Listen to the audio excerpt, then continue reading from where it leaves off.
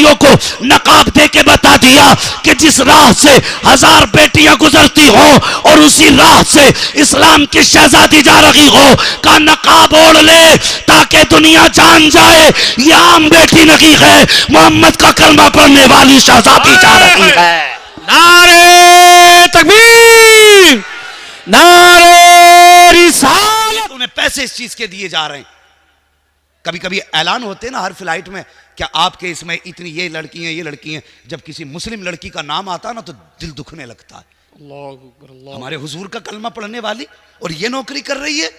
खुदा ने तेरी नौकरी तो कुरान की लगाई थी, तेरी नौकरी नमाज की लगाई थी, मगर क्या कहूँ उस कौम से जो फोन करके कहती है हजरत मेरी बीवी ने मन्नत मांगी थी फला मज़ार पे जाके चादर चढ़ाऊंगी, मेरी बीवी ने मन्नत मांगी थी फला मज़ार पे जाके पतीला बनवाऊंगी। मुझे हैरत होती है हमारी बेटियां ये मन्नतें मांगती हैं कि उस मज़ार पे चादर चढ़ाऊंगी, और इस्लाम की शहजादी तुझे पता नहीं है जब तू घर से कदम निकालती है और बेपर्दगी के साथ निकलती है तो जैसी तेरा कदम निकलता है उसी वक्त साहिब मज़ार की लानत तुझ पे होना शुरू हो जाती है। तुझसे किसने कह दिया कि वो तेरे पतीले और मज़ार से राजी होगा, तेरी चादर अगरबत्ती से राजी होगा। काश क्या ही अच्छा होता तुझे नजर माननी होती तो कहती या अल्लाह ये काम कर दे, तेरी बारगाह में 10 रकात नमाज पढ़ूंगी। क्या ही अच्छा होता तू ये कह देती या अल्लाह ये काम कर दे, 10 पारे कुरान की तिलावत करूंगी। या अल्लाह ये काम कर दे, तेरी रजा के लिए 3 रोजे रखूंगी। खुदा की कसम तेरा काम भी हो जाता, खुद काबे वाला भी राजी हो जाता, मदीने वाला भी राजी हो जाता। सुभान अल्लाह। नारे तकबीर, नारे रिसालत, इस्लाहे माशरा कॉन्फ्रेंस, नारे तकबीर। बहुत अच्छे। कुछ बेगैरत पीरों की वीडियोस आ रही हैं, सजदे करवा रहे हैं बेहया कहीं के, पैर से हटा ही नहीं सकते, लोग नाक रगड़ रहे हैं पैरों में। और मुझे बता तो सही, जिसे रब के आगे सर झुकाने की तौफीक ना हुई वो पीर के आगे गर्दन झुका के क्या दुनिया का हुक्मरान बन जाएगा? कामयाब वही है जिसे अल्लाह की बारगाह में सर झुकाने का सलीका आता है। बेशक ये याद रखना। मैं कहता हूं अगर रब से तुमसे रूठा है, वो तुमसे नाराज है, एक पीर नहीं 100 पीरों के तावीज इकट्ठे करो और इतने मोटे थैले में सिलवा के गले में डाल, अल्लाह की कसम कोई फायदा नहीं होगा। फायदा तभी होगा जब काबे वाला भी राजी होगा, मदीने वाला भी राजी होगा। सुभान अल्लाह, सुभान। ये याद रखना, पीर परस्ती छोड़ो, खुदा परस्ती करो। क्या हमें ख्याल आया हमारा रब नाराज है कि हमसे राजी? हम तो सोचते हैं अगर वो नाराज होता तो हमारी बिल्डिंग ना गिरा देता, हमें चैन से खाने क्यों देता? नहीं, उसकी नाराजी की ये निशानी नहीं है, वो जालिम की रस्सी ढीली करता है। रब को राजी करो, रब को राजी करो। आज बंदे कह देते हैं कि साहब पता नहीं क्यों दिल नहीं करता नमाज पढ़ने का। सुनो, अपनी बहन बेटियों से कहो कि ये नमाजों की पाबंदी करें, इनसे कहिए ये नमाजों की पाबंदी करें। अगर औरतें बेनमाजी तो आदमी कह दे तेरे हाथ की रोटी उस वक्त तक नहीं खाएंगे जब तक तू नमाज नहीं पढ़ेगी। बेशक, तो उससे हमारा वास्ता ही नहीं जब तक तू नमाजी ना बनेगी। और अगर शोहर बेनमाजी है, औरत कह दे खाना बाद में बना के खिलाएंगे, पहले नमाज पढ़ के दिखा। हम नहीं जानिए किसी की छूट जाए। पीर से तो आदमी एक बार इख्तलाफ राय कर लेगा, बीवी से नहीं कर सकता। या कर लेगा, रोटी बंद, नहीं मानी तो। ये सारी चीजें ज़हन में रखें। औरत का कितना बड़ा किरदार होता है। मेरे गौसे पाक रज़ी अल्लाह ताला अन्हु माँ ने वादा लिया था, अब्दुल कादिर झूठ नहीं बोलना है, माँ नहीं बोलूंगा। चोरों ने, डाकू ने पकड़ लिया, पैसे ले लिए, झूठ क्यों नहीं बोला? कहने लगा मैंने माँ से वादा किया था। आज 1000 वादे ले लो, बंदा सुनने ही तैयार नहीं है, कतई बिल्कुल सुनने तैयार नहीं। मैं कहता हूँ सुनो, एक वो खातून थी ना, उसने मौलवियों से सुना कि मर्द की कामयाबी में औरत का हाथ होता है। उसका शौहर इतना बड़ा नमाजी था कि कभी उसकी 7 टाइम से कम नमाजी नहीं होती थी। चाश्त, इशराक, तहज्जुद जितनी मिलती थी सब पढ़ता था। एक दिन सोचने लगी मैं देखूंगी क्या ये बात सच है कि झूठ है कि मर्द की कामयाबी में औरत का हाथ है। उसने एक दिन पूरे दिन नमाज ही नहीं पढ़ी, औरत ने नमाज ही नहीं पढ़ी। अगले दिन जब फजर का वक्त आया ना तो जाके देखा शौहर भी फजर में सो रहा था।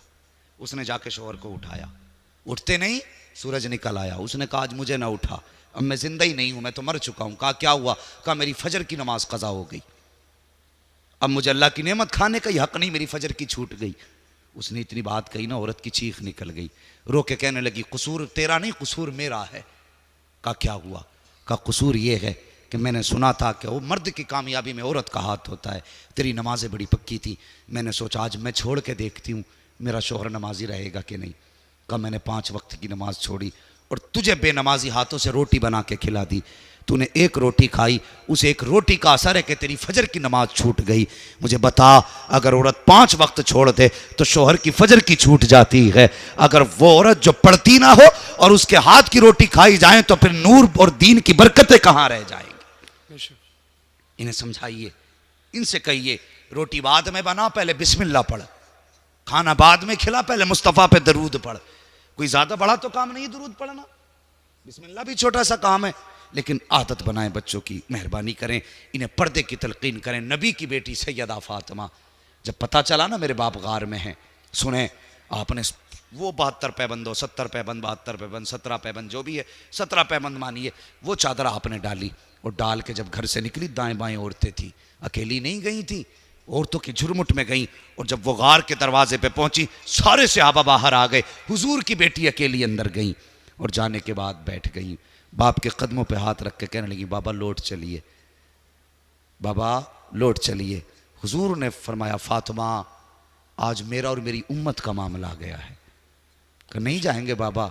कहा नहीं, उस वक्त तक नहीं जाऊंगा जब तक मेरी उम्मत के हक में कोई हतमी फैसला नहीं आ जाता है। सैयदा फातिमा ज़हरा की चीख निकल गई, रो के कहने लगी बाबा आपके बगैर मदीना अच्छा नहीं लगता है। हसनैन करीमैन भी परेशान रहते हैं। अल्लाह अकबर, लौट चले बाबा। मेरे हुजूर ने फरमाया था फातिमा आज मेरा और मेरी उम्मत का मामला है, आज मुझसे जिद ना करो। अल्लाह अकबर, अभी इतनी बात कही थी कि हज़रत फातिमा ज़हरा ने एक खातून के ज़रिए हज़रत अली को अंदर बुलाया। कहा अली, कहा जी, जाओ अबू बकर से वादा लो। कहा कौन सा वादा? कि हुजूर की उम्मत में जितने बूढ़े दुनिया से रुखसत होंगे, वादा करें उस वक्त तक अबू बकर जन्नत में नहीं जाएंगे जब तक बूढ़े बख्शे नहीं जाएंगे। कहा ठीक है। हजरत अली ने वादा लिया, फिर हजरत अली से हजरत फातिमा ने वादा लिया, तुम ये वादा लो कि उस वक्त तक जन्नत में नहीं जाओगे जब तक सारे जवान जन्नत में नहीं जाएंगे। हजरत अली ने यह वादा किया। कहा हुजूर अब तो सजदे से सर उठाइए। मेरे हुजूर फरमाते हैं फातिमा आज मेरा और मेरी उम्मत का मामला है, अगर उम्मत फिर भी ना बख्शी गई तो क्या होगा? हजरत फातिमा तो ज़हरा कहती हैं अब्बा जान याद कीजिए वो वक्त जब मेरी गोद में हुसैन आए थे तो आपने कहा था ये हुसैन दुनिया में आया है, इसको करबला की तपती हुई रेत पर 3 दिन का प्यासा शहीद किया जाएगा। कहती बाबा मैं वादा करती हूँ कयामत के दिन अपने शहजादे का वही खून से भीगा कपड़ा लेकर के रब की बारगाह में हाजिर होंगी और रब पूछेगा फातिमा इसके बदले में क्या चाहिए? तो कहती बाबा मैं उस वक्त तक जन्नत में नहीं जाऊंगी जब तक खून आलूदा कुर्ते के बदले में आपकी उम्मत की बख्शिश की जमानत न मिल जाएगी। अल्लाह अकबर। मेरे हुजूर कहते हैं ए फातिमा वो रब बड़ा करीम है, अगर उम्मत फिर भी ना बख्शी गई तो क्या करोगी? कहती बाबा याद कीजिए जब हसन पैदा हुए थे तब आपने कहा था मेरे शहजादे को जहर दे के शहीद किया जाएगा, इसके जिगर के टुकड़े कट कट के निकलेंगे। कहा बाबा फातिमा वादा करती है उस वक्त तक जन्नत में नहीं जाएगी जब तक हसन के खून के बदले में उम्मत की मगफिरत ना कराएगी। मेरे हुजूर फरमाते हैं ए फातिमा रब बड़ा करीम है, अगर उम्मत फिर भी ना बख्शी गई तो क्या करोगी? सैयदा तैयबा ताहिरा आबिदा जाहिदा नबी की शहजादी हजरत फातिमा ज़हरा कहती है ए अब्बा जान जब रब नाराज हो जाता है बंदे की नहीं सुनी जाती है तब हुक्म यह है कि पैर नंगे कर ले, सर से टोपी उतार ले। कहा बाबा आज फातिमा अपने सर से चादर उतारेगी और उसके बाद रब से दुआ करेगी। इतना कहने की देर थी कि इतने में जिब्रील अमीन आ जाते हैं, कहते महबूब बेटी इस दरवाजे पर आई है, सवाली बन के आई है, बेटियां दरवाजे से खाली नहीं जाया करती हैं। ए महबूब जो फातिमा कह रही है कबूल फरमा लीजिए। का फैसला क्या है? तब जिब्रील ने कहा था या रसूल अल्लाह रब फरमा रहा है कि कयामत का दिन होगा, नफ्सी नफ्सी का आलम होगा। ए महबूब जिसको तू अपना कहता जाएगा हम उसको जन्नत की जमानत देते जाएंगे। नारे तकबीर।